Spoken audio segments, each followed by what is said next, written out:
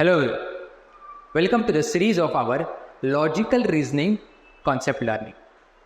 आज के वीडियो में हम लोग देखने वाले हैं matching and distribution, which is one of the important topics for which prepares the basic foundation for your CAT exam and also important topic for your NMAT, SNAP, CMAT and MBA CET and other exams.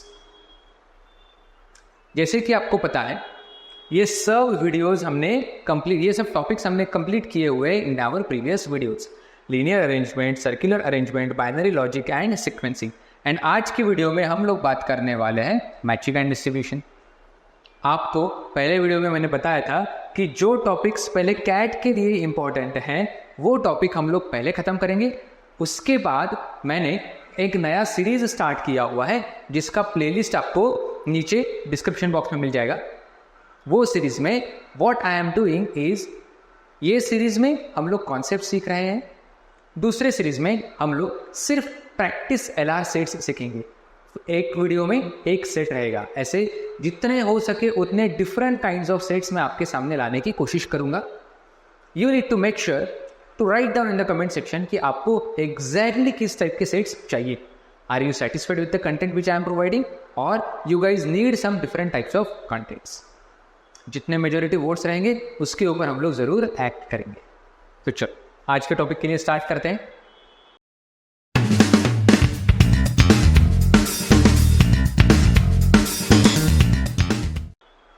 Concept रहेगा matching and distribution का।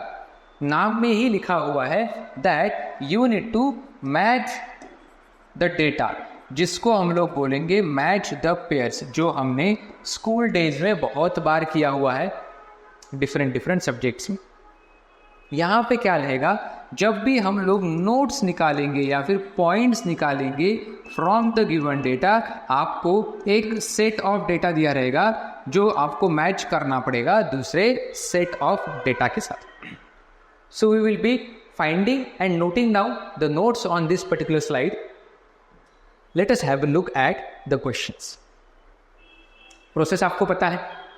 Pause the video, solve the set, उसके बाद play the video, look at the solution. Set number 1, shoes of 6 colors orange, yellow, white, green, blue and red are sold at a shop. 3 boys ABC go to the shop to buy shoes. It is found that each boy buys only 2 shoes. तो there are 3 boys A, B, C. तीनों के तीनों boys buys only 2 shoes. The colors of 2 shoes of each of them are different. ये but obvious बहुत ही redundant statement है। Correct, बहुत ही रिडंडेंट स्टेटमेंट, फालतू में दिया हुआ है, जरूरत ही नहीं है। 6 डिफरेंट कलर्स है तीनों के पास, तीनों ने 3 कलर के भी शूज लिए, 3 डिफरेंट शूज भी लिए, तो तीनों का कलर डिफरेंट ही रहने वाला है। 6 डिफरेंट कलर के शूज है मेरे पास, कोई भी कलर रिपीट ही नहीं हो रहा है, तो कैसे रिपीट होगा किसी के पास। तो ऐसे रिटर्न स्टेटमेंट की वजह से अननेसेसरी आपके सेट्स का लेंथ बढ़ जाता है, बस उससे पैनिक होने की जरूरत नहीं। All the shoes are single coloured, कुछ भी यार, फिर से redundant statement, time pass. Each boy wishes that his 2 shoes are different in color from those of the other 2 boys. फिर से टाइम पास स्टेटमेंट। तो आप देख रहे हो, समझ रहे हो बात को। यहाँ पे 3 स्टेटमेंट्स मेरे फालतू गए, अननेसेसरी। एग्जाम में इतना लेंदी सेट देख के बच्चे पैनिक हो जाते, अरे उसमें से 3 तो टाइम पास है भाई, क्या बात कर। Green and yellow shoes are bought by 1 boy. किसने ABC वो मुझे नहीं पता, बट इतना पता है कि green plus yellow shoes are with 1 of the boys. C has a white whereas red and orange colour shoes are not bought by the same boy. C has a white shoe whereas red and orange are not bought by the same boy.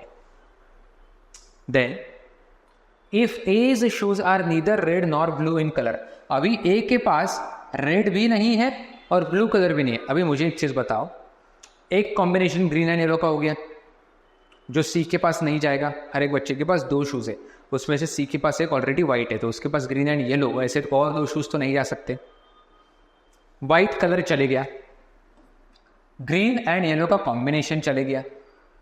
फिर A के पास C A shoes are neither red nor blue, A के पास red तो नहीं है, blue भी नहीं है, करेक्ट। ए के पास रेड भी नहीं है, ब्लू भी नहीं है, ये तीन में से कोई तो भी दो जा सकते हैं, और ऑरेंज अकेला रेड के पास नहीं जाएगा, ए के पास नहीं जाएगा, करेक्ट। मुझे एक चीज बताओ, ये कॉम्बिनेशन एक तो ए के पास जाएगा, ए के पास एक तो ये कॉम्बिनेशन जाना चाहिए, या तो फिर ब्लू प्लस ईदर रेड और ऑरेंज, ये कॉम्बिनेशन जाना चाहिए। दूसरे कलर बच्चे कौन से है मेरे पास, करेक्ट, ग्रीन एंड येलो 3 4 5 6, उसमें से व्हाइट कलर सी के पास चले गया। एक तो ग्रीन एंड येलो का कॉम्बिनेशन जाएगा, या तो फिर ब्लू के साथ इधर रेड और ऑरेंज का कॉम्बिनेशन जाएगा, बट उसने क्लियरली बोला है कि A's shoes are neither red nor blue, तो ऑब्वियसली ए के पास कौन सा कॉम्बिनेशन जाएगा, ग्रीन एंड येलो। तो आपका बचा कौन सा, blue red and orange.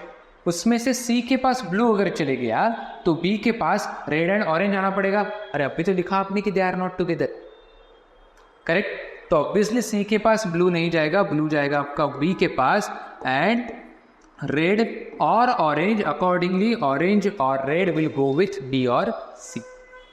Then the A's shoes are green and yellow, A's shoes are green and yellow, इतना सिंपल सेट आता है। Next, in order to get selected in an interview, the right candidate must be postgraduate with the knowledge of computers.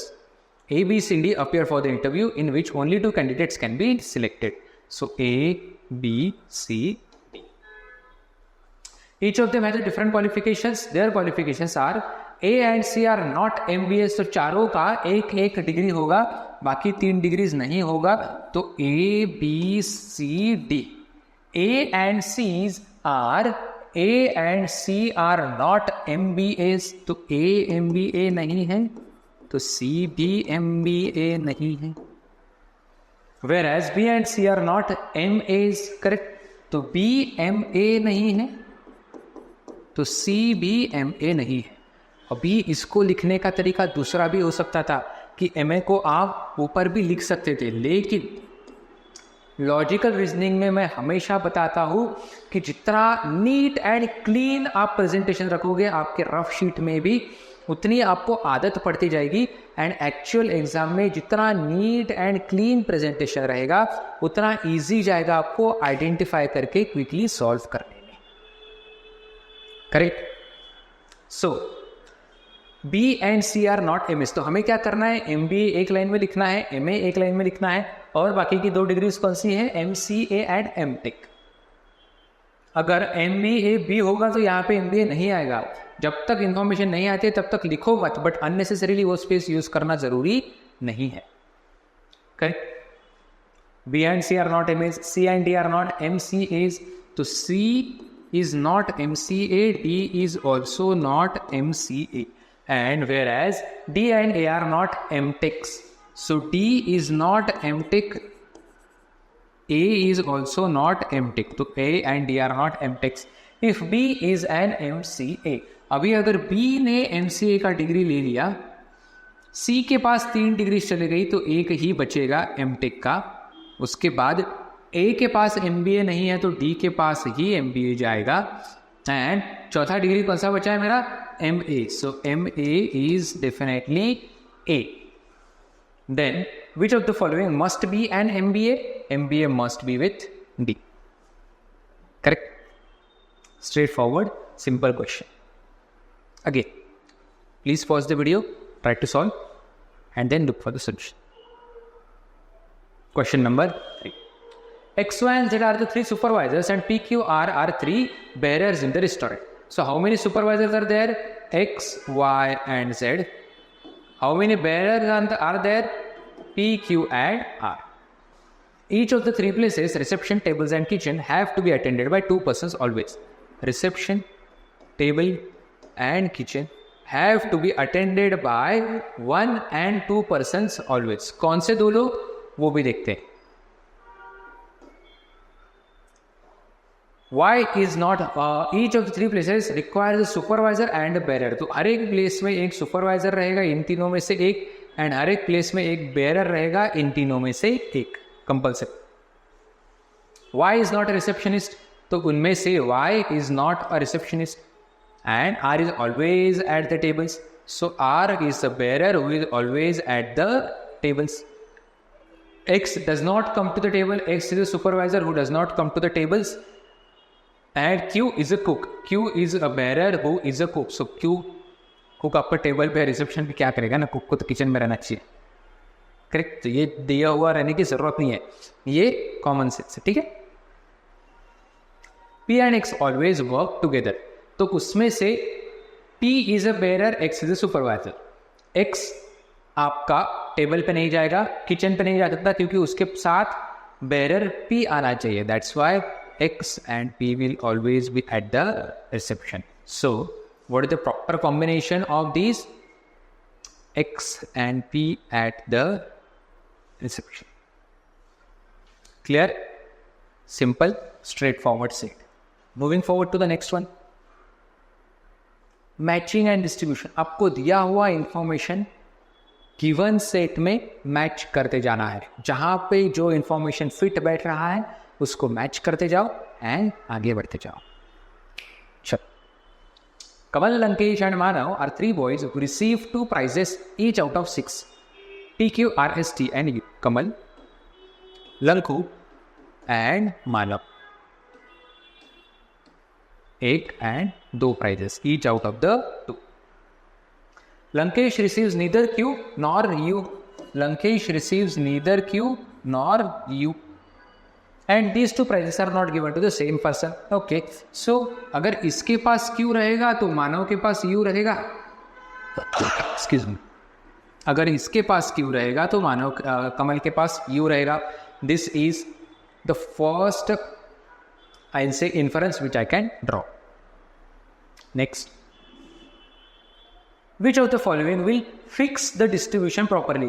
अभी मुझे एक चीज बताओ, अभी 6 prices में से 2 की इंफॉर्मेशन पता चली है, वो भी पूरी नहीं, तो आप एक स्टेटमेंट के बेसिस पे पूरा फिल कर पाओगे? इसका स्पीड बेस्ड एग्जाम में तुरंत आंसर आपका आना चाहिए नन ऑफ दीज, लेकिन आपको कंफर्म करना है तो एक एक स्टेटमेंट लेके कंफर्म कर सकते हैं।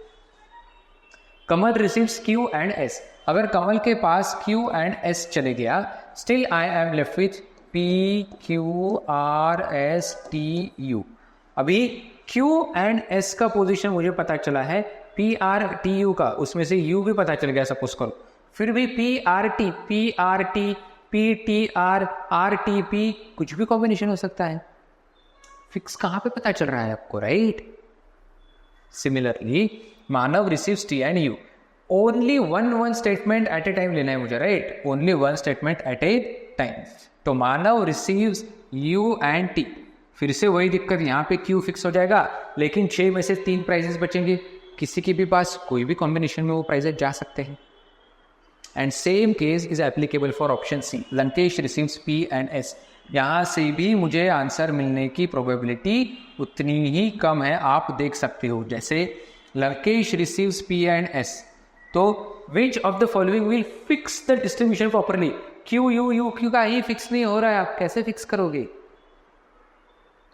बचे हुए 2 जो है P एंड S जाने के बाद, Q एंड U जाने के बाद R एंड T, तो फिर से लंकेश ने P एंड S लेने के बाद इधर R और T, इधर T और R, कैसे पता चलेगा? Correct. That's why speed based exams में इसकी इतनी प्रैक्टिस करके रखो कि आपको तुरंत समझ में आए, एक स्टेटमेंट से 4 ब्लैंक्स फिल करना नेक्स्ट टू इम्पॉसिबल है इतने छोटे स्टेटमेंट से। थोड़ा से 2 स्टेटमेंट का कॉम्बिनेशन देते हैं एक ऑप्शन में, तो आपको आंसर मिल सकता था। Correct. Next, 5 rivers, Wyfen, Volga, Yamuna, Hudson and Seine flow through the 5 cities, 1, 2, 3, 4, 5, but not necessarily in the same order. No 2 rivers flow in the same city.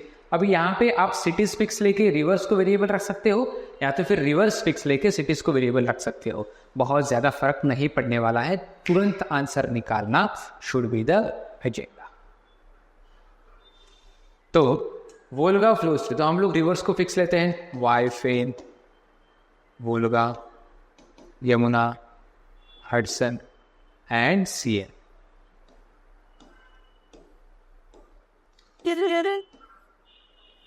ये सिटी के थ्रू वो फ्लो करती है और ये सिटीज के थ्रू वो flow नहीं करती है। So Volga flows through neither Moscow nor Delhi, Volga flows through neither Moscow nor Delhi.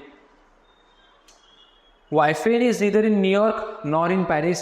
Waifein is neither in New York nor in Paris. Yamuna is neither in Delhi nor in Moscow. Yamuna is neither in Delhi nor in Moscow. And Hudson is in Moscow while New York has Yamuna flowing through it. Hudson is in Moscow while New York has Yamuna flowing through it. अभी मेरे पास 3 rivers बची है, Wyfen, Volga and Seine, and 3 cities बची है, Paris, Delhi and और एक कौन सी सिटी है, Tokyo. Paris, Delhi and Tokyo. Which of the following is definitely false. Okay, हम लोग ट्रू के पीछे जाते हैं, सत्यवादी इंसान होते हैं ना हम लोग, लेकिन क्वेश्चन ने डेफिनेटली फॉल्स पूछा। If Volga flows through Tokyo, okay, तो ये ऑप्शन है मेरे, ठीक है। If Volga flows through Tokyo, if Volga flows through Tokyo, then Wyfen flows through Delhi, is it possible? If Volga flows through Tokyo, then Wyfen can flow through Delhi और Seine can flow through Delhi, right? Option A definitely false नहीं है मेरा, probably true है, right? This is probably true statement. Option number B. If Tokyo has Volga, वही फिर से, if Volga flows through Tokyo और if Tokyo has Volga, then CN must flow through Delhi. Then CN must flow through Delhi. ऐसा भी जरूरी नहीं है, correct? O, option A फिर से, if Volga flows through Tokyo then Wyfen flows through Delhi. अगर Wyfen Delhi से गई तो सीएन आपकी पेरिस से जानी पड़ेगी, which is correct. But option B में दिया है कि if Tokyo has Volga then CN must flow through Delhi. जरूरी नहीं है, ये डेफिनेटली फॉल्स आएगा, क्योंकि आपने इधर दिल्ली डाल दिया तो वाइफेन को आपको पेरिस से ही जबरदस्ती घुसेड़ना पड़ेगा। बट आप एक बार बोल रहे हो कि Wyfen is not flowing through Paris और जबरदस्ती को उसमें से घुसेड़ रहे हो, that means this statement is definitely the false one. समझने की कोशिश करो इसको पॉज करके एक बार, क्लियर? तब तक मैं आपके नेक्स्ट सेट पे जाता हूं। Now what I want you to do is actually pause the video and seriously इसको solve करने की कोशिश करो। This is a really good set for your MBA entrance or other entrance exams. You can pause the video and try to solve. पहले set बनाओ, उसके बाद हम लोग क्वेश्चंस देखेंगे। टेबल बनेगा आपका, करेक्ट, जहां पे 3 डिपार्टमेंट्स दिए हुए हैं, working in 6 different departments, belong to 3 organisations. 3 organisations दी हुई है एंड 6 डिफरेंट डिपार्टमेंट्स में 6 डिफरेंट लोग आएंगे।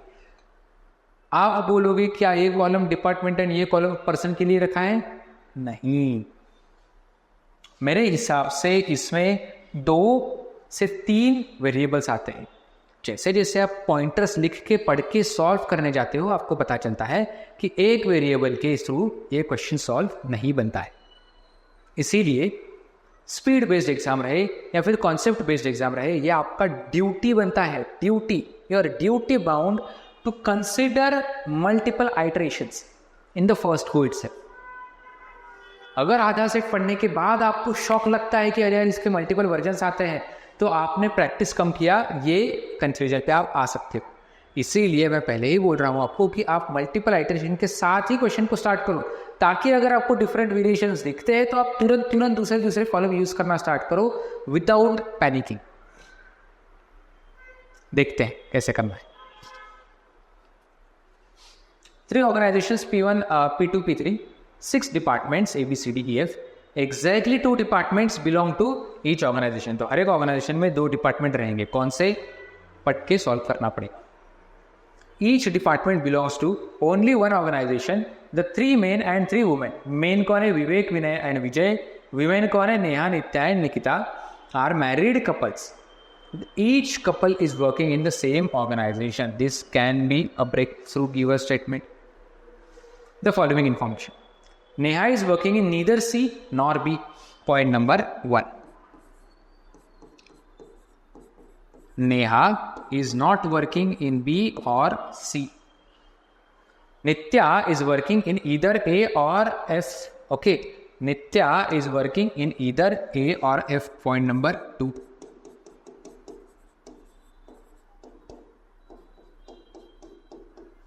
तो नित्या बी सी डी ई में डेफिनेटली नहीं जॉब करेगी. करेक्ट. इधर ए और F. Vijay is not working in C and his organisation is not P3. इसमें फर्स्ट पॉइंट आएगा कि Vijay is not working in C and his organisation is not P3. Vijay is not working in C and his organization is not P3. ये इसको आप and में भी लिख सकते हो. मेरे पास थोड़ा स्पेस कंस्ट्रेंट था इसलिए मैंने नहीं लिखा. Point number 4. Vivek is working in either D और E. Point number 4. Vivek is working in either D और E. क्रॉस मतलब not working and equal to मतलब working. Correct. Next. No male is working in B. अभी हमें basic concept पता है कि mail माने क्या, बॉक्स को करते हैं हम लोग, ब्लड रिलेशन में देखेंगे. एंड फीमेल माने क्या, फीमेल को हम लोग सर्कल करते हैं. तो उन्होंने बताया कि no male is working in B. तो इसको हम लोग यहाँ पे लिख लेते हैं कि there is definitely a female working in B. आपको और मोटा मोटा लिखना है तो उसको सर्कल भी करके रखो ताकि स्किप होने का चांस ही ना आए. One of the men is working in E. Okay. Same condition है पॉइंट नंबर 5 के जैसा कि one of the male is working in E. तो E में तो एक मेल ही रहेगा एंड B में तो एक फीमेल ही रहेगी. वो नेहा नहीं रहेगी और नित्या भी नहीं रहेगी. तो जैसे मैंने पॉइंट नंबर 5 पढ़ा उससे मुझे B में काम करने वाली फीमेल का नाम भी पता चल गया. कैसे? आपने क्लियरली लिखा है कि Neha is not working in B. आप ही ने क्लियरली ये अग्री भी किया कि नित्या इज वर्किंग इन इधर ए और एफ. एंड आप ही ने यहाँ पे लिखा कि no male is working in B, मतलब only female is working in B. उसमें से नेहा भी नहीं है, नित्या भी नहीं है, तो कौन रहेगी? Obviously Nikita. Right. If Nikita is watching this video, do you agree that you are working in B department? You have to. Right. आपके पास अभी चॉइस नहीं है स्विच करने. Next. One of the men is working in E. Neither Vijay nor Neha is working in D. Okay. So, Neha के बारे में तो ऑलरेडी लिखा हुआ था B में C में जॉब नहीं करती है, D में भी जॉब नहीं करेगी. एंड विजय के बारे में भी ऑलरेडी लिखा हुआ था C में काम नहीं करता है, वो D में भी काम नहीं करता है. And last point of this set is the departments A, C and B are in organizations P1, P2 and P3 respectively. So P1 में डिपार्टमेंट A, P2 में C एंड P3 में B. A, C and B. And अगर third iteration की जरूरत पड़ी तो A, C and B. And तीनों iterations में मेरे Nikita is the female who is working in B. Correct. Nikita is the female who is working in department B. मैं ये कभी भी नहीं बोला कि आपको तीनों आइट्रेशंस की जरूरत पड़ेगी. अगर पड़ी तो I should not panic at the last moment. तो इसलिए मैंने वो लिख के रखा है. Now how should I proceed further? How should I proceed further? बताओ. Vijay is not working in P3. Nitya is working in either A और F. और Neha is not working in B, C और D. तो नेहा, अभी देखो मुझे एक चीज बताओ कि A, B, C, D, E, F 6 departments है. उनमें से ए और एफ में नित्या काम करेगी, 4 बचे। उनमें से बी सी डी में नेहा काम नहीं कर रही है, 1 बचा, और वो मेल वाला है। तो नेहा बेचारी जाएगी तो जाएगी किधर? नेहा बेचारी जाएगी तो जाएगी किधर? देखो, नेहा के पास बी सी डी डिपार्टमेंट चले गया, ई भी चले गया, तो नेहा के पास भी ऑप्शन बचा नित्या वाला ही, ए और एफ का। तो अगर अभी मुझे ये पता चला कि ए में एंड एफ में दोनों में फीमेल्स वर्किंग है, ए में अगर नित्या है तो एफ में नेहा है, एंड इसको वाइस वर्सा करूँ तो ए में अगर नेहा है तो एफ में नित्या आएगी। करेक्ट? कैसे किया फिर से बताता हूँ। नेहा बी सी डी में नहीं थी, ई में तो मेल है तो नेहा इज अ फीमेल, तो Neha B C D E में नहीं है। ए और एफ बचा, बट नित्या अगर ए में चली गई तो नेहा एफ में जाएगी, नित्या अगर एफ में चली गई तो नेहा ए में जाएगी। करेक्ट? दैट्स वाई ए और F is definitely the A and F R definitely the females. So F is for sure in organization P2. F is for sure in organization P2. Correct?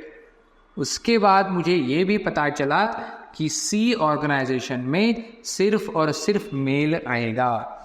उसके बाद मुझे ये पॉइंट नंबर 1 मैंने पूरा consume कर लिया। C organisation में सिर्फ और सिर्फ मेल रहेगा। करेक्ट? तो यहाँ पे हम लोग लिखते हैं कि A में अगर नेहा रहेगी तो F में नित्या रहेगी, और अगर F में नेहा रहेगी तो A में नित्या रहेगी। करेक्ट? थर्ड आइट्रेशन को अभी के लिए यूज नहीं करते, मेरे हिसाब से वो यूज में शायद ना आए भी ना। अभी सेकेंड पॉइंट भी कंज्यूम हो गया। Vijay is not working in C and D। Vijay is neither working in C nor in D। Vijay एक तो ऑर्गेनाइजेशन 3 में नहीं है, विजय ऑर्गेनाइजेशन 2 के मेल वाले डिपार्टमेंट में भी नहीं है। तो पहला पॉइंट आएगा कि विजय को ऑर्गेनाइजेशन P1 में ही जॉब करना पड़ेगा। विजय को ऑर्गेनाइजेशन P1 में ही जॉब करना पड़ेगा। एंड डिपार्टमेंट्स मेरे A B C D E F में से A B F अगर फीमेल के लिए चले गए तो C D and E male के लिए रहेंगे। उसमें से C एंड D तो विजय ने रिजेक्ट कर दिए, तो उसके डिपार्टमेंट कैसा रहेगा? C एंड D अगर विजय ने रिजेक्ट कर दिए तो उसका डिपार्टमेंट कैसा रहेगा? सो ये वाला भी मेरा कंज्यूम हो गया, ये वाला भी पॉइंट मेरा कंज्यूम हो गया। पॉइंट नंबर 4 ऑटोमेटिकली आपने कंज्यूम कर लिया कि विवेक डी और ई में से, तो विजय को अगर डी दे दिया तो विवेक को ई बचेगा। करेक्ट? और D is definitely in organization P3, वो is Vivek. D is definitely in organization P3, वो इज विवेक। आपका बचा कौन? विनय। किधर जाएगा? सी इन ऑर्गेनाइजेशन P2। तो 2 आइट्रेशंस आएंगे, वो भी नेहा और नित्या के, बाकी कुछ नहीं। इतना सिंपल सेट था। अगर आपने अच्छे से पॉज करके सॉल्व किया तो क्वेश्चंस क्या आएंगे? मुझे थोड़ा टॉगल बिटवीन द स्लाइड्स करना पड़ेगा, so please bear with me. If the department in which Neha is working is in organization P2, then the couple working in P1 is. तो अगर नेहा ऑर्गेनाइजेशन P2 में है तो couple working in P1 is Nitya and Vijay. Vijay and Nitya. Correct? If Nitya is working in F, then who is working in A? Neha. यही तो हमारा tie breaker था, यही तो हमारा ब्रेक थ्रू देने वाला स्टेटमेंट था। And which of the following statement is definitely true? अभी पहले वाले में फॉल्स था, अभी यहाँ पे ट्रू है। Vinay and Nitya are a married couple. Vinay and Nitya are definitely not a married couple. Okay, not definitely a married couple. Okay, Vinay and Nitya हो भी सकते हैं, विनय एंड नेहा भी हो सकते हैं। करेक्ट? चल क्या रहा है, सोचने वाली बात है। ठीक है? Neha and Vijay are working in, okay, तो यहाँ पे थोड़ा सा मेरा प्रॉब्लम आ चुका है। P1 P2 P3 कुछ तो भी आना चाहिए। So Neha and Vijay are working in P1 and Neha and Vijay are working in P1 or not. So ये उन्होंने पूछा क्या है क्वेश्चन में कि विच of the following statement is definitely true. तो ये स्टेटमेंट तो डेफिनेटली ट्रू नहीं आएगा, भले ये P1 रहे या P2 रहे, बिकॉज एक सिनेरियो में Neha and Vijay are working in P1, दूसरे सिनेरियो में Neha and Vijay are not even working in same organisation. Clear? Definitely true चाहिए. Vivek and Nikita are a married couple. Vivek and Nikita are a married couple. और loyalty है ना, नेहा विजय विनय नित्या जैसे अनश्योर नहीं है वो. So this is definitely my answer. Clear? आगे बढ़ते हैं नेक्स्ट सेट की तरफ. I would request you to please pause the video, make your arrangements, and then try to solve the questions on the next slide. Try करो, देखते हैं. PQRST are 6 different post offices, in each of which one postman out of A, B, C, D, E, F works. No postman works in 2 post offices. Straightforward. A works neither in post office P nor in S. Okay. तो यहाँ पे भी आप एक तो postman को fix ले सकते हो या तो फिर पोस्ट ऑफिस को, आपको जैसे 6 ठीक लगे वो आप कर सकते हो. ठीक है. सो हम लोग पोस्ट ऑफिस को लेते हैं. PQRST. ठीक है. 1 2 3 4 5 6 7. यहाँ पे जो काम कर रहा है, यहाँ पे जो नहीं कर रहा है. सो A works neither in P nor in S. A works neither in P nor in S. That while B works neither in T nor in U, while B works neither in T nor in U. तो यहाँ पे भी आप अगर observe करोगे तो I write A in 1 column, B in 1 invisible column. Okay, ताकि trace करने को मुझे आसानी जाए. Even fraction of second is more important in the speed based exams. Okay, so neat and clean. जितना इंप्रोवाइज कर सकते हो उतना इंप्रोवाइज करते चलो. Clear? C works neither in Q nor in R. C works neither in Q nor in R. But D works in T and A works in Q. A works in Q and D works in T. ये information पे मुझे कुछ questions solve करने हैं. तो ये information मैंने ऐसे के ऐसा यहाँ पे ये टेबल पे लिख लिया है. ABC and AD. Questions. Please pause, try to solve, and then have a look at the solutions. If B works in post office P, question number 1 के लिए B जॉब कर रहा है post office P में, and C does not work in post office CU, and C does not work in post office CU. तो C को आपको S में ही जॉब कराना पड़ेगा क्योंकि R and U and S में से वो R में नहीं कर रहा है, U में नहीं कर रहा है, तो S ही खाली है उसके लिए. Then E works in, तो आपका E either R और U में जॉब कर सकता है. एज पर क्वेश्चन नंबर 1 इंफॉर्मेशन आपका E either R और U में जॉब कर सकता है. Question number 10. If C and E works in S and U, okay, respectively नहीं पता. So let us assume कि C works in S and E works in U. Green color is for question number 10. Then which of the following is definitely false? A works in Q. ये तो भाई main body का question information है, correct, false हो ही नहीं सकता. D works in T, main body का information है. B works in R can be true, not definitely false. Okay. And C works in Q, कैसे काम करेगा? मेन बॉडी की इंफॉर्मेशन के हिसाब से A is working in Q. How can C work in Q? Correct. And who can work in post office U? अभी ये yellow वाला, ये ग्रीन वाला सब भूल जाओ. मेन बॉडी का जो व्हाइट कलर में इंफॉर्मेशन लिखा हुआ है बस वो ध्यान में रखो. So who can work in post office U? A, B और D छोड़ के बाकी तीनों लोग जॉब कर सकते हैं. तो C, E और F can work in post office U. Correct. C, E और F आपके पोस्ट ऑफिस U में जॉब कर सकते हैं. And which of the following statements is definitely false? Blue colour continue करते हैं. A works in Q, main body का है. B works in S, definitely false होना जरूरी नहीं है। चलो यहाँ पे इरेज कर देता हूँ मैं, ठीक है। जानबूझ के रखता हूँ मैं, मेरे रेगुलर सेशंस में भी जानबूझ को इन्फॉर्मेशन रखता हूँ, because while teaching you I do have an option of erasing, right. But आपके आंखों को आदत होनी चाहिए, बिकॉज हम लोग पेपर पे एंड पेन यूज करके सॉल्व करते हैं, तो वहां पे आप हर बार इरेज नहीं कर सकते, कचड़ा हो जाएगा। इसीलिए रेगुलर सेशंस में भी जानबूझ के इस इंफॉर्मेशन पूरा सेट खत्म होने तक रखता। Now let's move forward. B works in S, there is a probability, right, definitely not false, definitely false नहीं है। C works in S, there is a possibility, right, C भी एस में job कर सकता है। E works in Q is definitely false ना।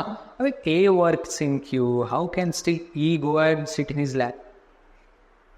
Correct, simple, straight forward.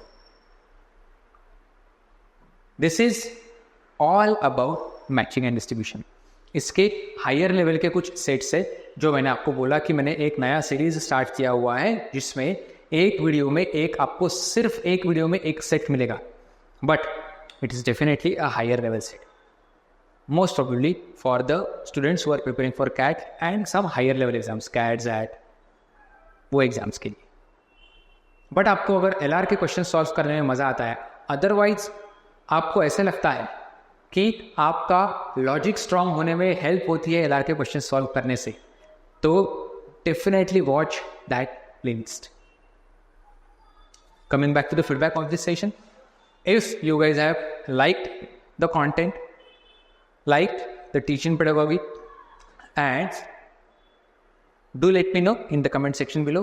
Apart from this, if there is any specific input from your side कि extra questions रखने चाहिए या कुछ भी करना है, obviously बकचोदी मत करना। Let's help each other to grow. ठीक है, आपको ऐसा लगता है कि कुछ इंप्रूवमेंट का स्कोप है, do not forget to write down your concerns और comments in the comment section below. Till then, all the best from सर्कशस।